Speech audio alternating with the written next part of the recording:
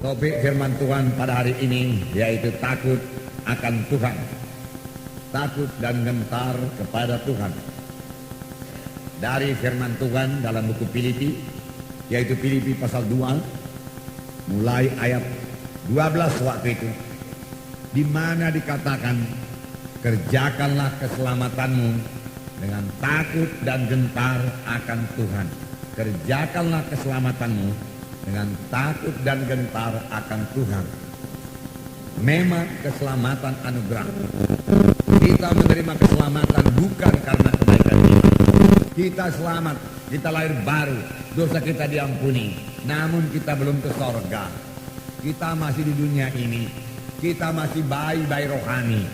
Tuhan menghendaki kita bertumbuh terus, bertambah-tambah dewasa sebagai anak-anak Tuhan, bertambah-tambah mengerti, menyambut maksud Tuhan, dan bertumbuh dalam karakter kita, sehingga kita dibentuk menjadi bertambah-tambah seperti Yesus.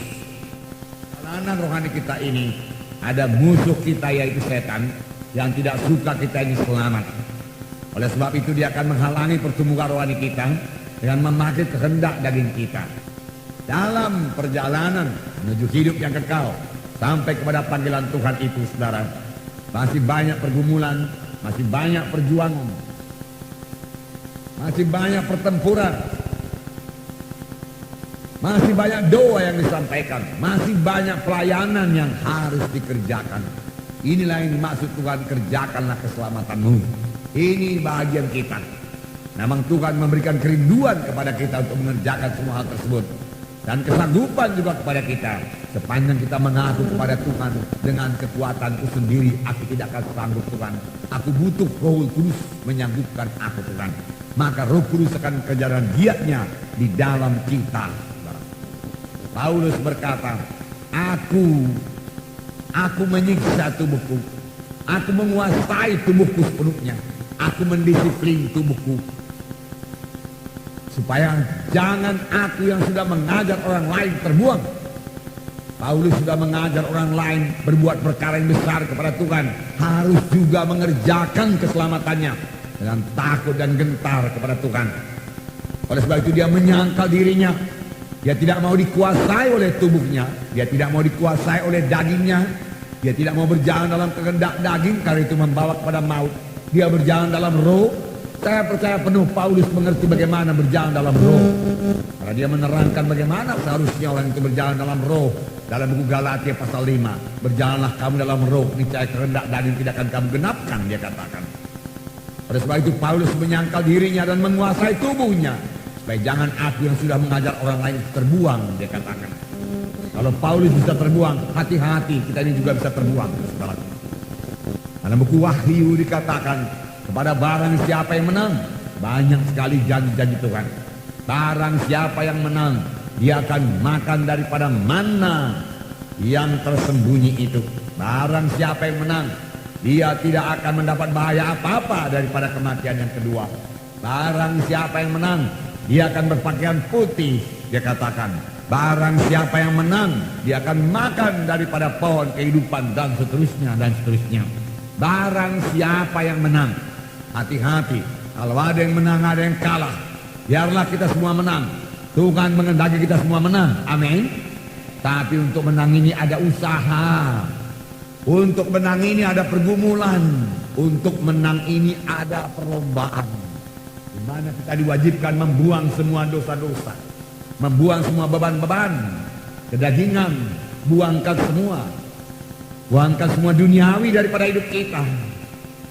Jangan terlalu banyak melihat dunia ini, itu membutakan mata rohani kita, membuat kita duniawi.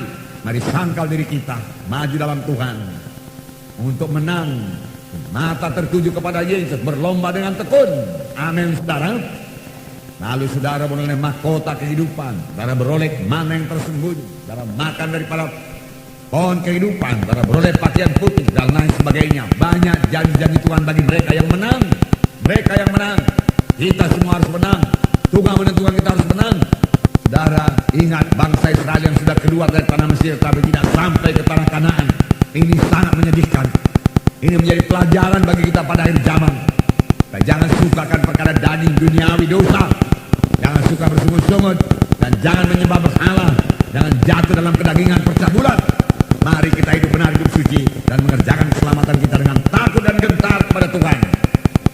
Takut dan gentar kepada Tuhan. Amin, saudara. Biarlah roh takut akan Tuhan berlaku bagi kita semua. Saudara, takut akan Tuhan berarti hormat kepada Tuhan. Ya, tiap kali kita berdoa dengan hormat. Tiap kali kita memuji menyembah Tuhan, kita memuji menyembah Tuhan dengan hormat kepada Tuhan. Jangan asal-asalan. Tuhan tidak akan datang dalam pujian penyembahan yang seperti itu. Tiap kali kita bersorak-sorai atau celebration, nyanyi buat Tuhan, kita lakukan dengan hormat kepada Tuhan. Kita menghargakan Tuhan. Saudara, itulah artinya takut akan Tuhan. Dengan sendirinya kita akan mematuhi Tuhan kalau kita takut akan Tuhan. Dan kita menolak dosa. Oleh sebab itu roh takut akan Tuhan sangat penting dalam sidang Tuhan. Karena ini akan menurunkan berkat yang luar biasa bagi sidang Tuhan. Bagi anak-anak Tuhan. Bagi keluarga-keluarga.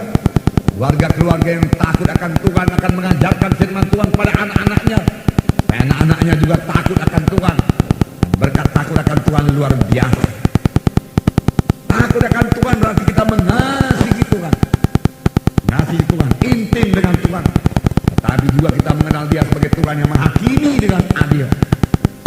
Apakah Dia menghakimi dengan adil? Karena Tuhan tidak suka dosa. Dia akan menghukum dosa. Oleh sebab itu kita perlu taat kepada Tuhan dan berjalan dalam kesucian. Inilah dia takut akan Tuhan. Takut akan Tuhan. Hormat. Memuji menyembah Tuhan dengan sungguh-sungguh. Tuhan akan hadir. Kalau kita berdoa dengan sungguh-sungguh, hormat kepada Tuhan, takut akan Tuhan, merindukan Tuhan, menghargakan Tuhan, dan mentaati Tuhan, maka Tuhan akan hadir dalam tiap-tiap pujian dan penyembahan